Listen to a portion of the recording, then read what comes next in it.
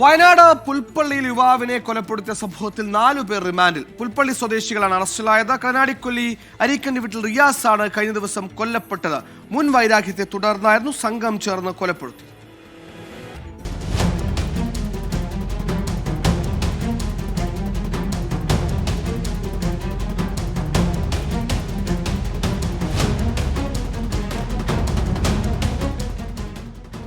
മീനംകൊല്ലി പൊന്തത്തിൽ വീട്ടിൽ PS രഞ്ജിത്ത്, പുത്തൻ വീട്ടിൽ മണിക്കുട്ടൻ, മണിക്കുന്നിൽ വീട്ടിൽ അഖിൽ, മീനങ്ങാട് സ്വദേശിയായ പുറക്കാട് വീട്ടിൽ PR റാലിസൺ എന്നിവരാണ് റിമാൻഡിലായത്. റാലിസണെ പോലീസ് പിടികൂടുകയും രഞ്ജിത്ത്, മണിക്കുട്ടൻ, അഖിൽ എന്നിവർ ബത്തേരി കോടതിയിലെത്തി കീഴടങ്ങുകയുമായിരുന്നു.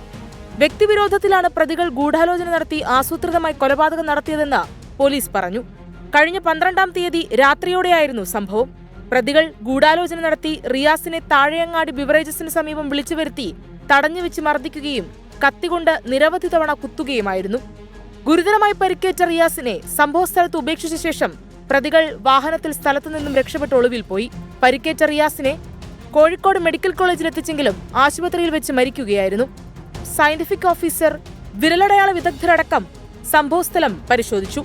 കുറ്റകൃത്യത്തിന് ഉപയോഗിച്ച കത്തിയും പ്രതികൾ സഞ്ചരിച്ച വാഹനത്തിൽ ഉൾപ്പെട്ട ഒരു മോട്ടോർ സൈക്കിളും പോലീസ് കസ്റ്റഡിയിലെടുത്തു. 24 വയനാട്.